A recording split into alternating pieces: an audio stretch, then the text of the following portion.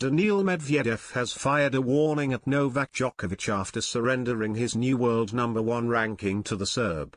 The 26-year-old suffered an early exit in the Indian Wells third round as 26th seed Gael Monfils came from a set down to win 4-6, 6-3, 6-3. The loss means Djokovic will return to the top of the rankings, but Medvedev is hot on his heels and raring to take it back.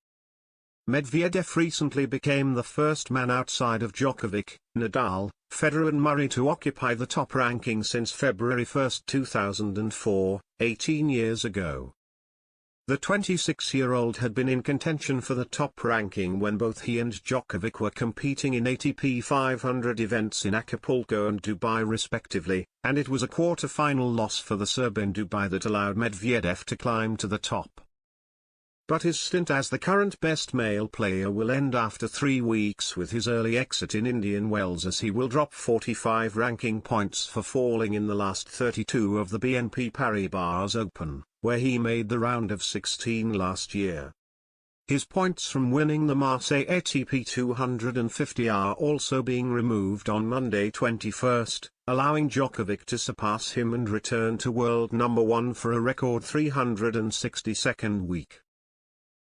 But the US Open champion will be just 55 points behind him, and with the Miami Open coming up, he is feeling motivated to get back to the top and stay there. Definitely not pressure. I thought it could give me more motivation. Well, I had motivation. It's just that, as I say, I didn't find my best tennis, Medvedev said when asked whether the weight of keeping the top ranking affected his game. Well, now I know I'm going to lose it, so I have Miami to try to get it back. Usually feeling a little bit better in Miami in terms of tennis, so we'll try to play good there. You know, I always say, when I play my best tennis, my good tennis, it's really tough to beat me. Already raring to go in Miami and reclaim the world number 1 spot, Medvedev admitted he had to improve from his Indian Wells performance and admitted he needed the consistency of Djokovic and his fellow Big Three members. He continued, "But that's the toughest part of tennis, to reproduce it time after time.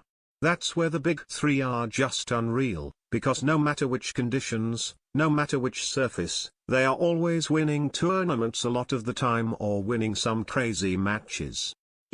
I'm going to need to try to do better." And Medvedev was motivated to improve beyond Miami, cementing himself as a long-time world number 1 while challenging Djokovic for the biggest titles on tour.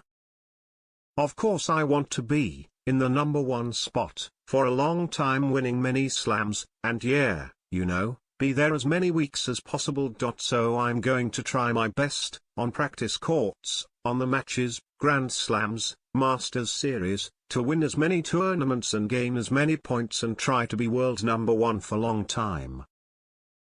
But in the unlikely event he never returns to the top spot, Medvedev admitted he was just happy to have been there.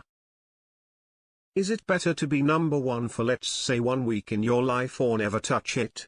I think it's still better to at least touch it, he admitted. "I'm going to try my best, on practice courts, on the matches, Grand Slams, Masters Series, to win as many tournaments and gain as many points and try to be world number 1 for a long time. If it doesn't happen, I think it's the same, but the top 100, the top 10, some people stay there for a long time, some people not.